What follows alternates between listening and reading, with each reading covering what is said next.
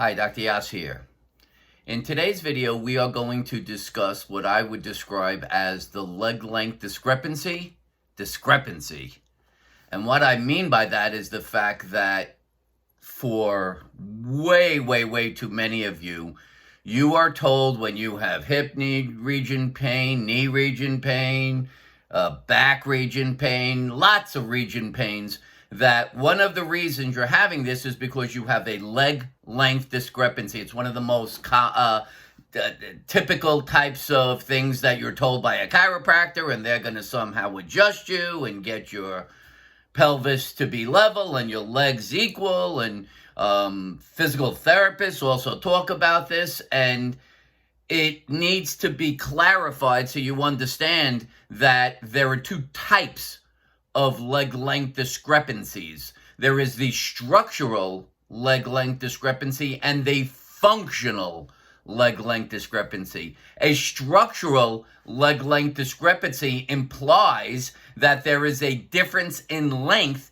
when looking at one side versus the other, and the measurement you're looking at is the measurement between the greater trochanter, which is the hip joint, to the lateral malleolus, which is the ankle joint. So if you were to measure on one side from the hip joint to the ankle joint, you would find that there was a difference on the opposite side, indicating that there is a structural leg length discrepancy. This is the type of thing that happened at birth.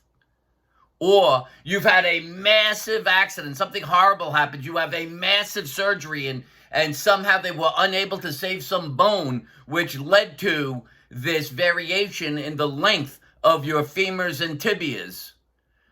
It's actually quite common for those who are suffering with polio patients, post-polio patients, always or oftentimes ended up with a leg length discrepancy, a structural leg length discrepancy. But this is a very slight portion of the population, and you would have known this, as I said, from birth, from the point of the accident, or post-polio. Let's talk about the rest of the planet. You have what is known as a structural leg length discrepancy. There is no difference between the measurement of the femur and the tibia on both sides. And when someone's trying to take a measurement to try to justify this nonsensical bullshit that you have a leg length discrepancy, they're measuring from some point on the pelvis to the ankle. Now, the pelvis can be skewed side to side. One side could end up higher than the other. And in doing so, if I had my pelvis level and it shifted this way, clearly this leg would appear to be longer than this leg. And if you were looking with the pelvis maintained in this position, the right ankle would be lower than the left ankle. Or if you were facing, if we're looking at my side, coming out this way, the right ankle would be lower than the left ankle. Right? Let me actually give you a pictorial presentation, and hopefully this will make sense. So, if we were looking at this fellow right here, or this woman, you would see these lines are parallel to the ground. And if you were to measure from the greater trochanter to the lateral malleolus, which is the representation of the true leg length, you would see that these are equal. Now look at this poor guy or woman over here. You see how the pelvis has been skewed up? Clearly this side is now higher than this side. And if you even look at the femurs. You'll see that this femur is starting at a higher point than this point, right? So as this dropped down, as the pelvis dropped down on this side, it means there's less room for the length of the tibia and the femur to exist. And therefore, what happened to this guy? He has to break the knee. The knee has to be bent. And you'll see the foot pronates.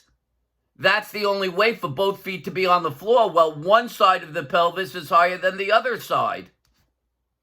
This is a functional leg length discrepancy.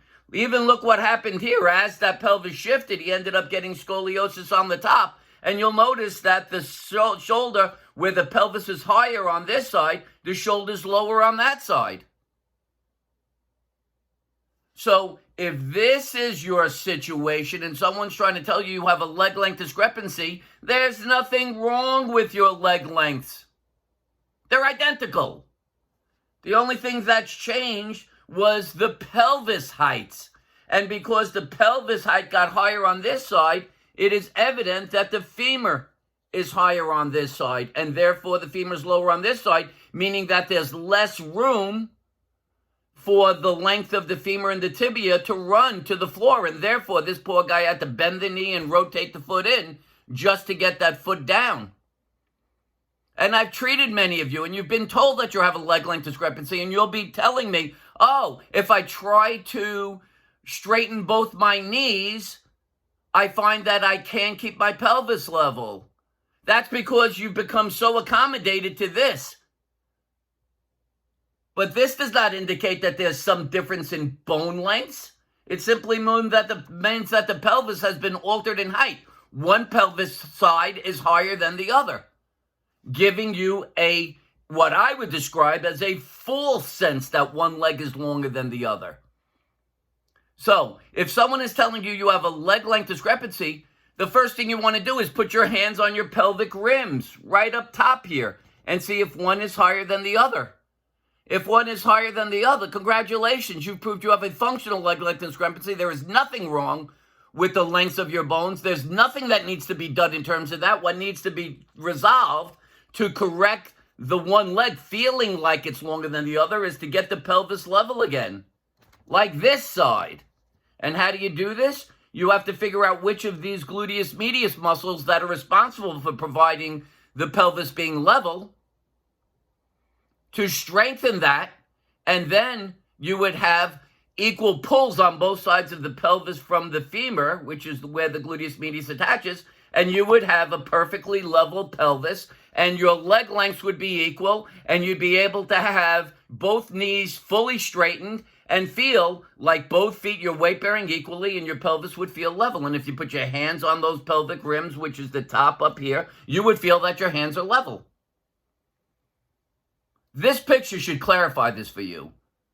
So when we talk about this idea of the leg length discrepancy, what I describe as the leg length discrepancy is the idea that people are trying to coerce you into thinking, let's say that you need a hip replacement or a knee replacement because somehow your femur and tibia lengths have changed without you being aware of it. You've literally lost bone without you being aware of it. And the only way to resolve that is through surgery. If you actually wrap your head around that and believe that, I'm sorry to say, you're going down a really dangerous and scary path that you're not going to be coming back from in a happy fashion. And for everyone who is told, oh, let me just manipulate this and I'll fix your leg, there's nothing to manipulate. You have a muscular deficit. Let me try to just present that very quickly here. If I could just show you this. Oops. Here we go. Here is our gluteus mediuses. They're attached from the pelvic rim to the femur.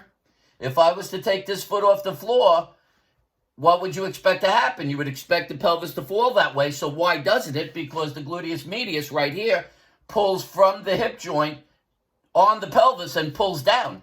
It literally will create a downward force, which keeps that pelvis up at that height.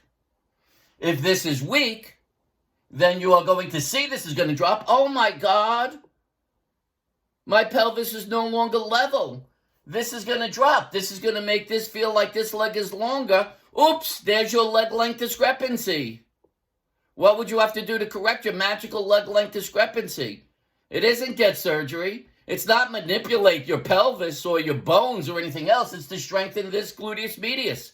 Strengthen the gluteus medius, get it so it has the appropriate force that's equivalent to this side, and regardless of when you take one leg off of the other, your pelvis will always remain level.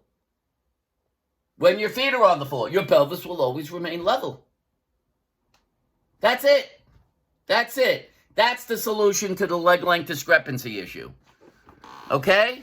So, from now on, anytime someone talks about leg length discrepancy, unless you can remember some reason why from birth, some crazy accident that caused you to lose bone, or from polio, you probably have a functional leg length discrepancy, which is exactly what I'm presenting here and in that picture, which is nothing more than an imbalance of the gluteus medius causing one pelvic side to be higher than the other, which then changes the distance from that femur down to the floor, and therefore this means that the amount of space available for the tibia and the femur on this side has shrunk, and therefore that knee would have to bend just to be able to keep your feet on the floor. If I simply got this guy to raise that pelvis up, that knee would go back, and both knees would feel like they're pushed back equally, and you would feel like your leg lengths are equal. This is functional. This is almost every single person on the planet who's being told that they have a leg length discrepancy. This is what this is all about.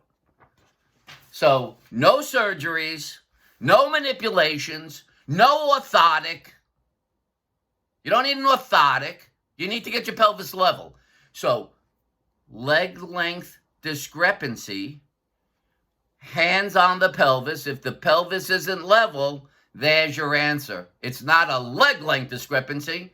Call it a pelvic shift. A pelvic obliquity. You could call it whatever you want, but quite simply, one side of the pelvis is higher than the other. The only way to correct that, figure out which of the glute medius are weak, strengthen that up, get it to that your pelvis is level, boom. Leg length discrepancy resolved. God, please, understand this. Do not become a shill to those that want to manipulate you because you do not understand what the phrase leg length discrepancy means or represents. That's what this is all about. The Yass Method and these videos are here to educate you, to get you to understand the theory behind these types of situations so that you can understand how you yourself can resolve these issues. You do not need the medical establishment. They're the problem. That's why you don't get better. That's why you continue to have a leg length discrepancy. That's why you still have pain and dysfunction. It's a muscular deficit. Muscular deficits can never be identified or resolved through the medical establishment. That's why the Yass Method sits outside the medical establishment. Take the information, utilize it, and benefit from it. Resolve your symptoms, achieve your full function, and be happy and go on your way. And never look back. That's the only thing I'm doing. That's what I care about. That's what I'm trying to accomplish for you. All right? If you have a question, this is starting to percolate in your brain, it's starting to make sense, you want to contact me at Dr. Mitch at MitchellYass.com, DRMITCH at MITCHELLYASS.com, Dr. Mitch at MitchellYass.com.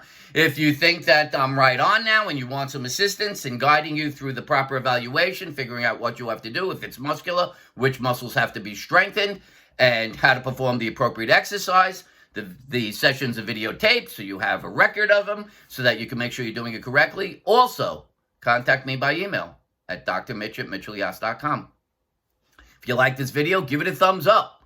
If you like my YouTube channel, subscribe so you can get notifications when new videos are added or when I'm live on YouTube.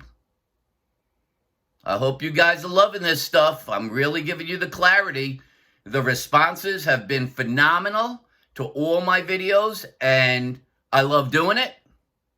I love giving you the information, and I love hearing back from you that you're using the information, benefiting from it, and moving away from the trash that say they want to help you when, in fact, there's nothing that they can provide that can help you. They don't have the basis of understanding. They don't have the basis of training. You can only get this information from the Yass Method.